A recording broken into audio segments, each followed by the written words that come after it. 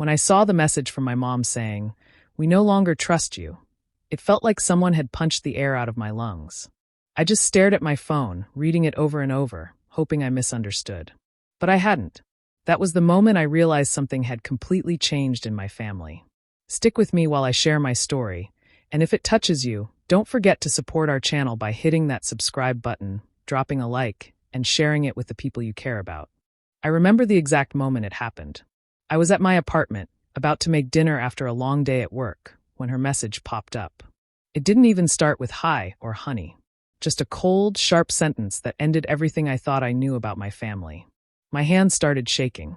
My first thought was that maybe something terrible had happened, and she was upset. But when I called, no one answered.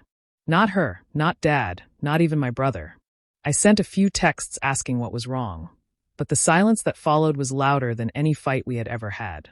That night, I couldn't sleep. I kept replaying every conversation, every memory, trying to figure out where I went wrong. Had I said something to offend them? Did I forget something important? I thought of every possible reason, but nothing made sense. We had talked just last week. Everything seemed fine. I had even sent them a small gift to celebrate my mom's birthday.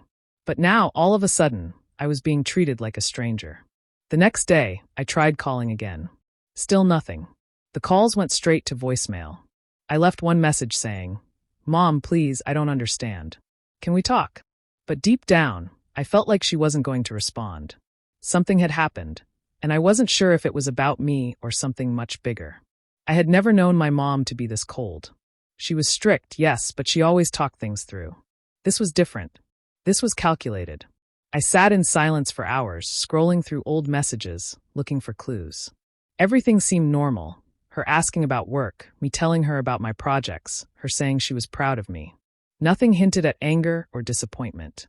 Then, when I finally stopped searching, a strange calm came over me. Maybe I needed to let them reach out when they were ready. Maybe pushing would only make things worse. But 2 days later, something unexpected happened. I received an email from a law firm. At first, I thought it was a mistake, but then I saw the subject line, "Regarding your recent family financial agreement."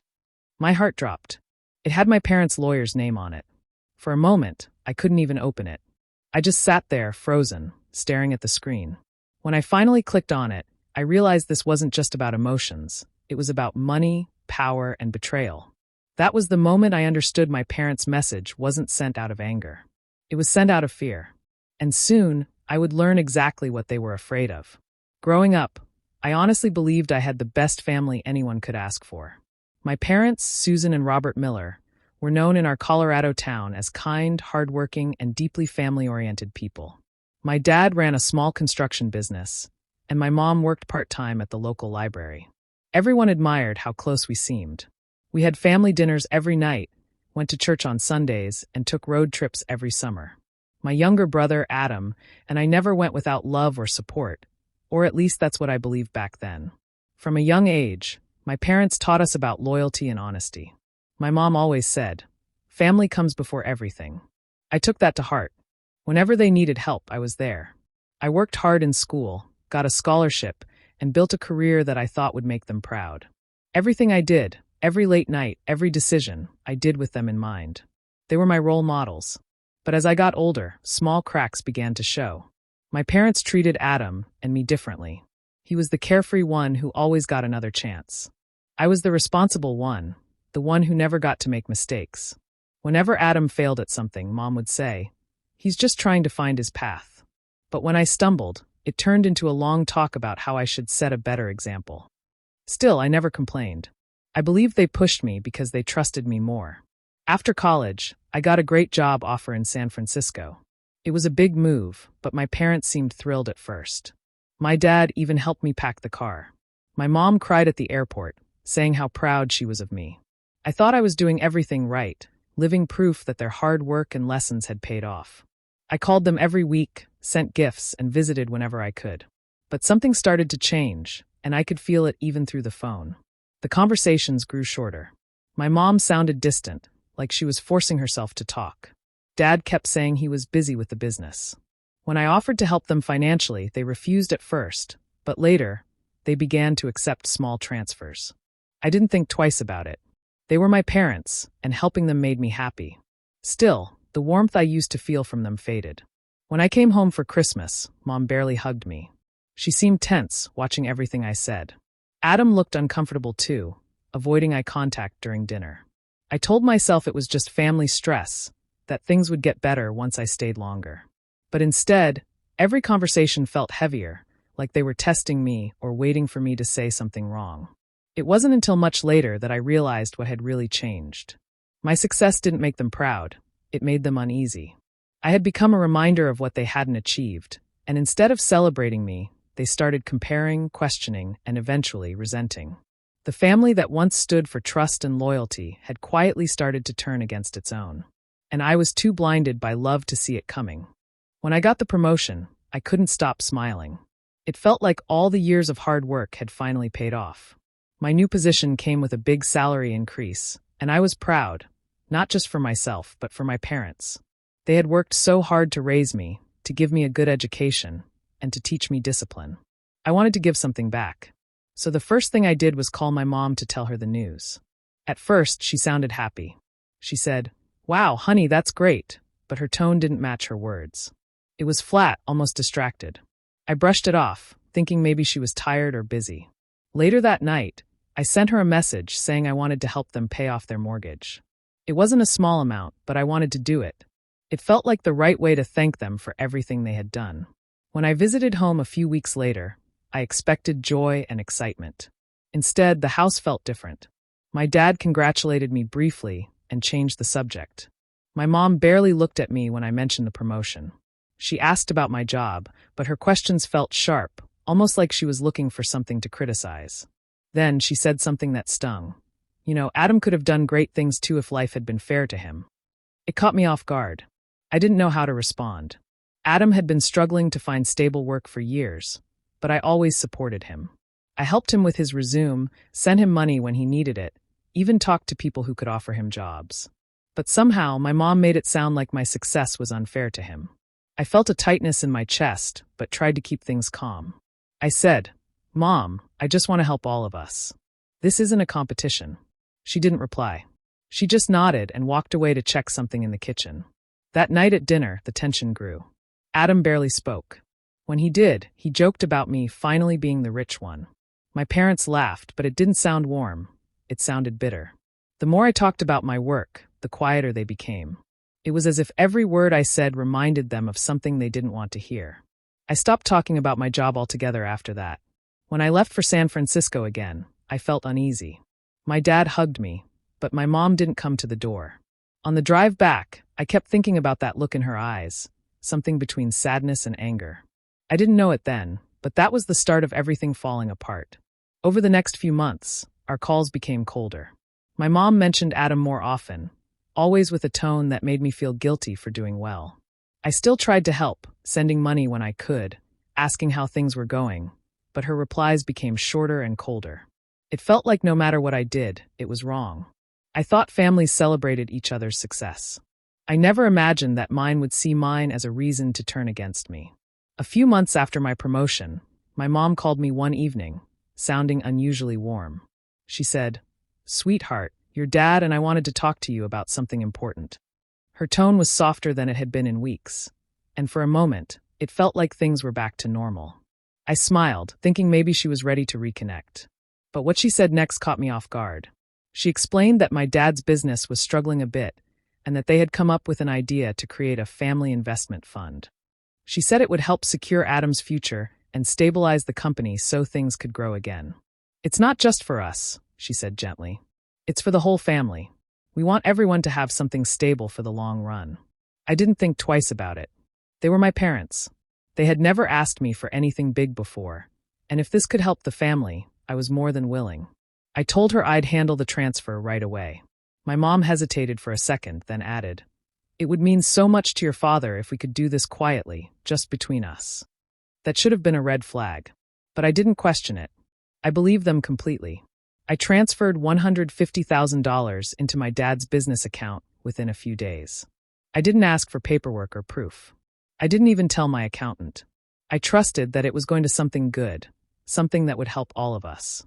After the transfer, My parents thanked me in the most casual way. No big talk, no long messages. Just a short, "Thank you, honey, we'll make this work for the family."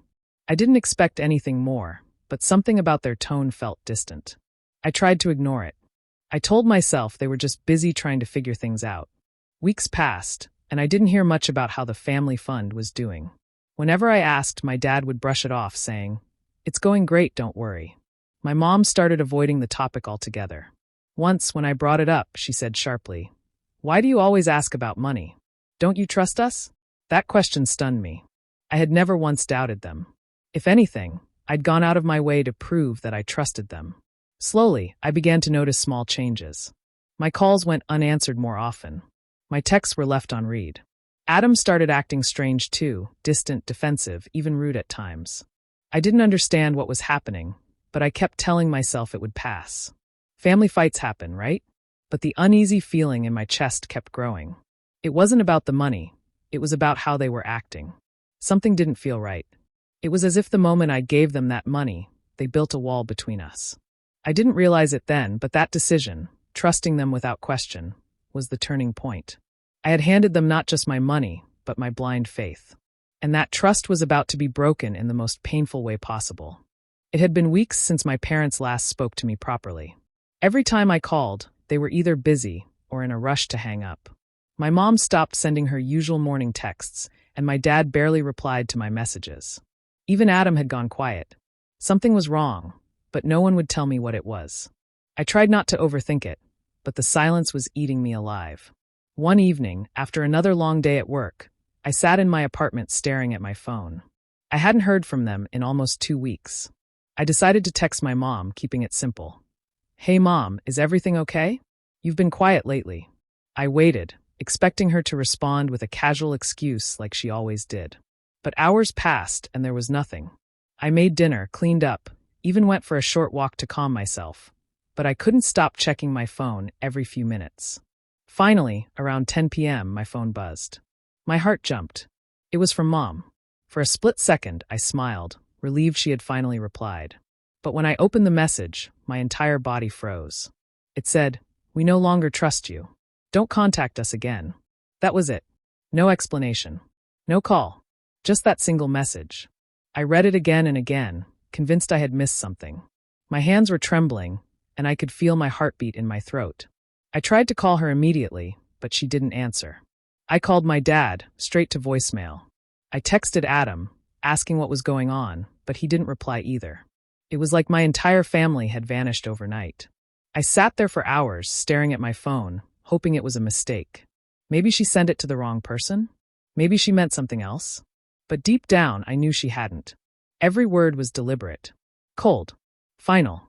The woman who used to check on me every morning had just cut me out of her life without a reason.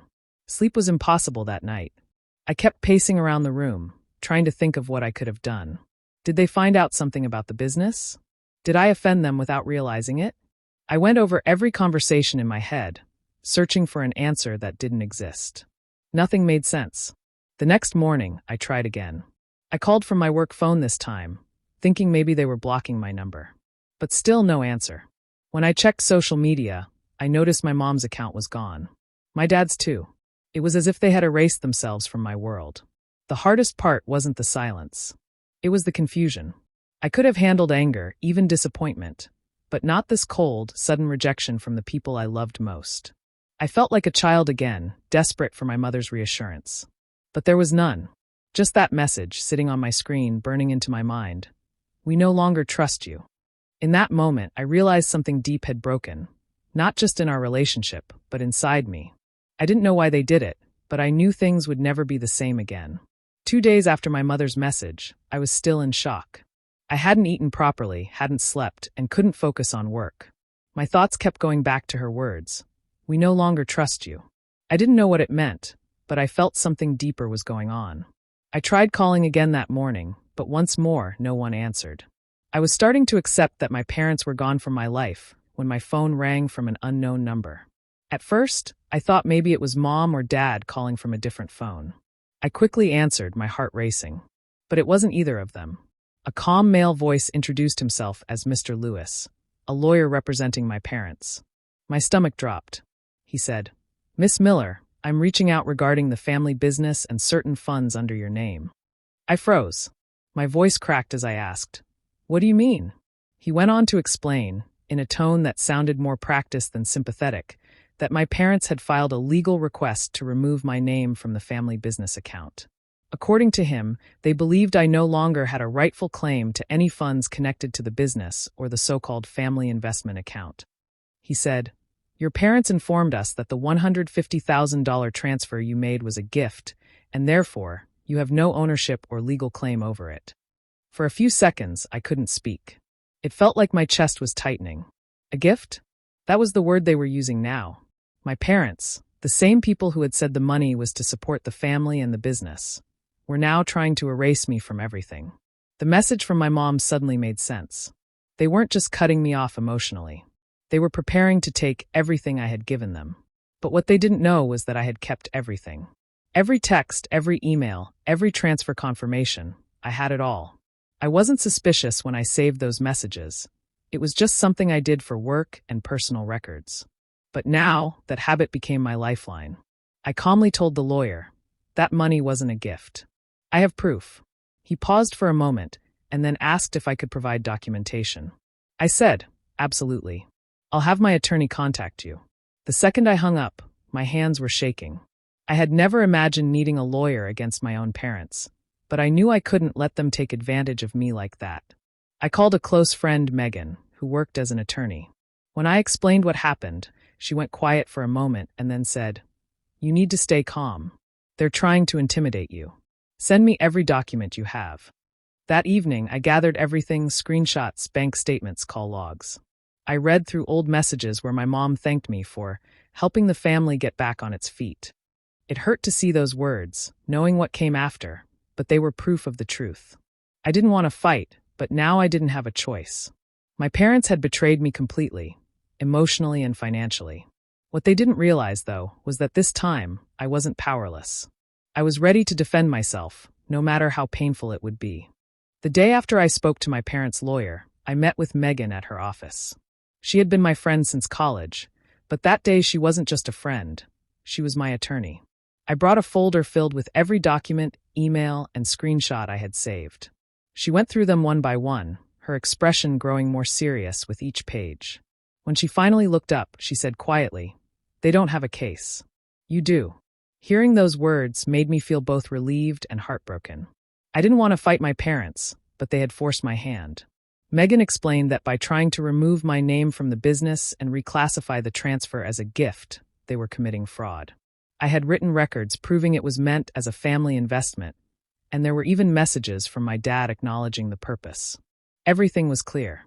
We spent the next few days building the case. Megan drafted a response letter to their lawyer, attaching the evidence and warning that if my parents continued with their claim, we would take legal action. It wasn't about the money anymore. It was about standing up for myself. I had been quiet for too long, trying to keep peace, but this time, I couldn't stay silent. A few days later, Megan forwarded me an email from their lawyer, Mr. Lewis.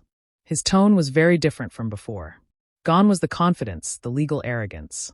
Instead, his message was short and cautious. He wrote that he wanted to discuss a possible resolution and avoid escalating things further. Megan smirked when she read it. "He's nervous," she said. "He knows they're in trouble." That same afternoon, my phone rang again. It was Mr. Lewis himself. I hesitated before answering, unsure if I was ready to hear his voice. When I did, he sounded surprisingly calm, but there was tension underneath. "Miss Miller," he said, "I believe there's been a misunderstanding between you and your parents. Perhaps we can resolve this privately." For the first time, I didn't let emotion take over. I simply said, "There is no misunderstanding. I know exactly what they tried to do." There was silence on the line for a moment, then he cleared his throat and replied, "I see. Well, I'll speak with them again." And just like that, the conversation ended. When I told Megan about the call, she nodded. "He's backtracking. They didn't expect you to stand up for yourself." That made sense. My parents had probably assumed I would stay quiet and let them handle things. They had counted on my trust and my love to keep me from fighting back. But this time, love wasn't enough to blind me. Later that night, I sat alone in my apartment, thinking about everything that had happened. I felt a strange mix of sadness and strength. It hurt knowing my parents could do this to me, but for the first time, I wasn't just reacting. I was taking control. They wanted to make me powerless. Instead, I showed them that I was stronger than they thought.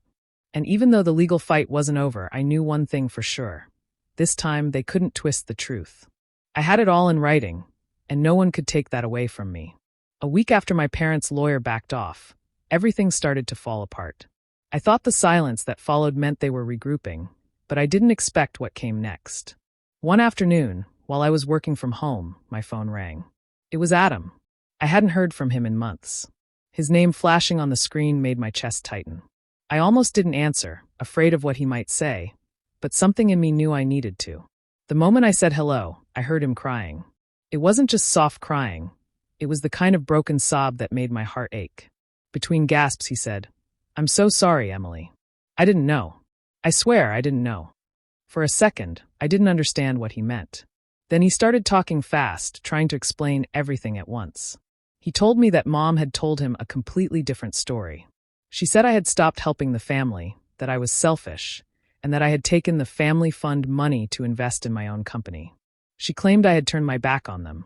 Adam said he believed her because she showed him fake screenshots of messages, ones she had edited to make me look guilty. When I heard that, I felt sick. My own mother had faked messages to turn my brother against me. I couldn't even process how far she had gone. Adam kept apologizing over and over, saying he had been angry at me for months. He said Mom and Dad had been fighting constantly since the lawyer backed down, blaming each other for everything. Apparently, my dad had accused her of going too far and risking legal trouble, while she blamed him for letting me win. It was heartbreaking to hear. The parents I once saw as strong and united were now tearing each other apart. Adam said the house had become unbearable, shouting, slammed doors, sleepless nights. He finally left and moved in with a friend just to escape the tension. That's when he decided to look through the emails himself and found the real ones. The ones I had sent months ago confirming that the money was for the family business. That's when he realized Mom had lied. Hearing all this felt like a punch in the gut. I wanted to be angry, but instead I just felt empty. I asked Adam quietly, "Why did she do it?" He didn't answer right away. Then he said something I'll never forget. "She couldn't handle you not needing them anymore." That one sentence hit harder than anything else. Maybe he was right. Maybe their love had been conditional, safe only as long as I stayed dependent. The moment I stood on my own, they saw me as someone they could use or control. Before hanging up, Adam told me he didn't know if Mom and Dad's marriage would survive. He said they were barely speaking and that Dad had threatened to leave. I didn't feel any satisfaction in hearing that. Just sadness. The family that had once been my world had destroyed itself over money and pride. After that call, I sat in silence for a long time. I realized that no legal victory could fix what was broken. My parents had lied, my brother had been used, and trust, the one thing I thought we always had, was gone forever. The Millers weren't a family anymore. They were just pieces of something that used to be whole. Months passed after Adam's call. Life started to calm down a little, but there were still days when the memories hit me hard. Some nights I would lie awake, thinking about how things used to be, Sunday dinners, road trips, and my mom's warm laugh. Those memories didn't feel real anymore. It was like they belonged to another lifetime, one where I still believed that family meant unconditional love. I didn't hear from my parents during that time. No calls, no messages, nothing. I moved on as best I could. I threw myself into work and focused on building a life that didn't depend on their approval. Megan helped me close the legal matter completely, and soon, everything tied to the family fund was back under my name. It should have felt like a victory, but it didn't. Winning didn't heal the hole that betrayal had left inside me. Then one afternoon, while I was checking emails, I saw a familiar name appear on my screen, Mom. My heart jumped. For a few seconds, I just stared at the notification, not sure if I should open it. Part of me still longed to hear from her, even after everything that had happened. When I finally clicked it, the message was painfully short. "We made a mistake. Can we talk?" Just 7 words. No apology. No explanation. Just that. For a long moment, I couldn't move. My hands felt heavy, and a lump formed in my throat. It was strange. After everything, I still wanted to believe her. But deep down, I knew she wasn't reaching out because she finally understood how much she had hurt me. She was reaching out because the consequences of her actions had finally caught up with her. I thought about all those nights I cried myself to sleep, wondering what I had done wrong. I thought about how I begged for a reason when they sent that message saying they no longer trusted me. I thought about the endless silence that followed while I was left to pick up the pieces alone. Forgiveness wasn't something I could just hand out like it meant nothing. Not after everything they had taken from me, my peace, my trust, and my sense of belonging. So I didn't write a long message back. I didn't ask why or demand the truth. I had already spent too much of my life trying to understand their choices. They had made their bed, and now they were living in it. I typed my reply slowly, carefully choosing my words. Understood. But I'm done being your safety net. I read it twice before hitting send. My chest felt tight, but also lighter. It wasn't anger that I felt, it was closure. I didn't want revenge or reconciliation. I just wanted peace, and for the first time in years, I finally had it. After that, I didn't hear from her again. No calls, no follow-up messages. Maybe she understood that this time I meant it. I wasn't the daughter she could guilt or manipulate anymore. I was the woman who finally walked away. And even though it hurt, I knew it was the only way to protect the little bit of peace I had left. It's been over a year since that last message, and my life looks nothing like it used to. I live in Seattle now, far away from the small town where everything fell apart. I started my own consulting firm, something I'd dreamed about for years, but never had the courage to do before. Funny how losing everything can sometimes give you the push to finally build the life you deserve. My days are calm now. I wake up early, walk to a small cafe near my apartment, and spend my mornings working with clients who trust and respect me. There's no drama, no manipulation, and no one trying to control me with guilt or lies. For the first time, my peace isn't dependent on anyone else, it's mine. And that, I've realized, is the greatest revenge there is. My parents, on the other hand, didn't get the same ending. When their scheme unraveled, the community they once bragged to turned against them. The family business collapsed after the truth came out. My father lost his biggest clients, and my mother's reputation in town never recovered. Adam eventually moved away too, ashamed of how things turned out. I didn't have to do anything to make that happen. Their greed destroyed everything they built, all on its own. Sometimes people think revenge has to be loud, shouting, confrontation, or public humiliation. But I learned that real revenge is quiet. It's choosing to move forward while the people who hurt you stay stuck in the mess they created. I didn't have to seek payback. Life handled it for me. All I had to do was stay true to myself and keep going. There were moments, of course, when the pain crept back in. Sometimes, when I see a mother and daughter laughing together at the park, I feel a pang of what I lost. I used to have that, and I still wish things could have been different. But wishing won't change the past. What I can do is make sure my future isn't defined by their choices. Every now and then, I get updates about them through family friends. I hear that my parents rarely talk to anyone now. They live quietly, trying to avoid questions about what happened. I don't feel joy hearing that. They were still my parents once. But there's a strange sense of justice in knowing that the truth caught up with them without me having to lift a finger. My quiet revenge wasn't about destroying them. It was about rebuilding myself. I learned to stand on my own, to stop seeking validation from people who didn't deserve it. My success, my peace, and my happiness are things they can't take away anymore. So when people ask me if I ever forgave them, I tell them this. Forgiveness isn't always for the other person. Sometimes it's for yourself. And mine came in the form of peace, earned, steady, and silent. Because sometimes the best revenge really is living well enough that the people who betrayed you have to watch from a distance, knowing you turned their betrayal into your beginning. And that's exactly what I did.